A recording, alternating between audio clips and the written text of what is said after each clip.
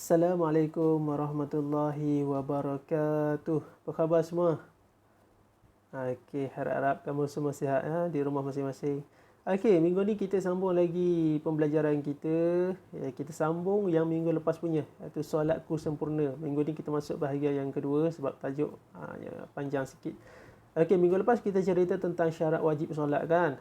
Syarat wajib solat ada 3. Ingat lagi?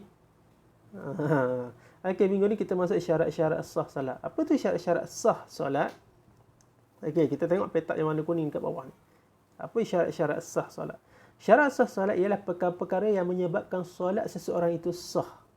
Perkara-perkara yang menyebabkan solat seseorang itu sah. Maksudnya kalau tak ada perkara ni, maka sembahyang kita tak sah. Apa perkara tersebut? Okey, jom kita tengok. Yang pertama, mengetahui masuk waktu solat. Tak kira waktu subuh ke, zuhur, asar, maghrib, isyak. Ada 5 waktu saja. Walaupun waktu solat dalam sehari. Okey. Selagi tak masuk waktu solat, kita tak boleh nak solat tersebut. Maksudnya contoh, zuhur. Kita nak sembahyang zuhur. Tapi tak masuk lagi waktu zuhur. Maka kita tak boleh solat zuhur. Ataupun kalau kita dah tersolat zuhur tu, tiba-tiba dah masuk rakaat ke berapa, baru kita dengar azan. Kita kena ulang balik sembahyang tadi. Sebab apa? Sebab sembahyang kita yang tadi tak sah. Sebab syarat wajib solat mestilah masuk waktu sembahyang. Nampak? Okey, yang kedua, suci daripada hadas kecil dan hadas besar. Suci daripada hadas kecil dan hadas besar. Hadas kecil tu apa? Keluar sesuatu daripada kubur dan dubur. Maksudnya ini kita boleh sucikan dia dengan berwuduk. Yang kedua, hadas besar. Hadas besar ni banyaklah hadas besar ni.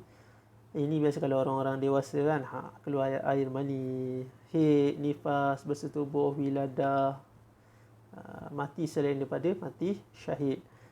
Keluar air mani, haid perempuan, nifas bagi orang ibu yang bersalin, bersetubuh bagi suami isteri, wiladah, mati selain daripada mati syahid. Okey, ini adalah hadas besar. Hadas besar. Okey.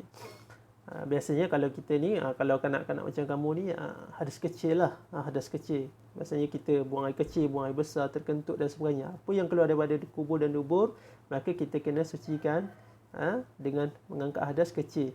Mengangkat hadas kecil itu adalah dengan kita berwudu. Okey. Kecuali kalau kamu dah balik nanti, mungkin kamu kena belajar mandi wajib. Kita angkat hadas besar. Okey, seterusnya. Yang ketiga, suci daripada najis pada tubuh badan, pakaian dan tempat. Suci daripada najis pada tubuh badan kita. Jangan ada najis. Pada pakaian kita pun, jangan ada najis pada pakaian kita.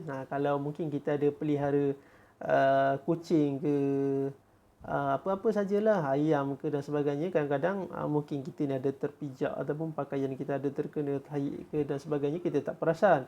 Kalau kita nampak pakaian kita terkena najis, maka pakaian tersebut tak boleh guna untuk solat walaupun sedikit. Ada juga tempat kita nak sembahyang tu, kalau ada najis kena kasi buang dulu, baru kita sembahyang. Dari contoh najis tersebut tahi, darah, nanah dan sebagainya. Okey. Luka-luka, kesan luka yang melekat pada baju kita pun, itu pun dikira najis juga. Tangan kita luka, ada darah ataupun nanah, kita dah cuci dah pada tangan kita tu yang ada luka dan nanah tu, tapi yang melekat pada baju kita sebelum tu masih lagi ada kesan dia tu, itu pun tak boleh. Tanggal baju tu, pakai baju lain, pergi sembahyang. Okey. Itu syarat sah dia. Yang seterusnya, menutup aurat. Menutup aurat. Aurat lelaki ni macam mana? Aurat lelaki daripada pusat hingga ke lutut. Mesti tutup. Jadi atas ni, dada ni, tak apa ke tak pakai baju, Ustaz? Boleh. Tapi sebaik-baiknya pakailah. Supaya nampak lebih sempurna. Khususnya aurat perempuan, seluruh anggota badan kecuali muka dan tapak tangan. Muka dan tapak tangan. Maksudnya, kena pakai semualah. Kita pun tahu kan macam mana kain telekung perempuan. Sebab tu perempuan nak sembahyang, dia mesti pakaikan telekung khas untuk sembahyang, warna putih dan sebagainya. Jadi perempuan ni fahamlah rasanya. Okey.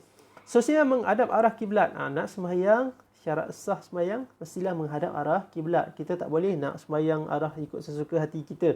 mesti ada arah kiblat. Kalau kita tak tahu arah kiblat, tanya ayah kita. Ayah kita mesti tahu macam di mana arah kiblat. Arah kiblat ni tak sama arahnya di mana mengikut tempat tak sama. Kalau kita ke sinilah arah kiblat dia. Tak boleh sekejap ke sini, sekejap ke sana, sekejap nak sembahyang sebelah sini. Tak boleh. Arah kiblat ada satu sahaja. Okey, seterusnya, apa pentingnya kita tahu syarat-syarat sah sembahyang ni? Okey, masuk waktu sembahyang supaya kita sentiasa peka dan berdisiplin. Kita sentiasa peka dengan waktu-waktu sembahyang. Ada waktu sembahyang tak banyak, ada 5 saja kan? Ada 5 saja. Kemudian aurat. Aurat menjaga maruah dan patuh pada perintah Allah. Itu sebab kita kena jaga aurat.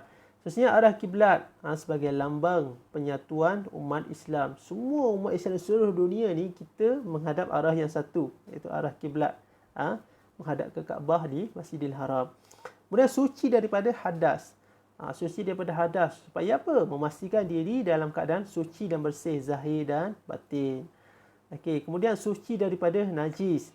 Untuk memastikan kebersihan sentiasa menjadi keutamaan. Maksudnya apa? Kebersihan ni dalam agama kita sangat mementingkan kebersihan.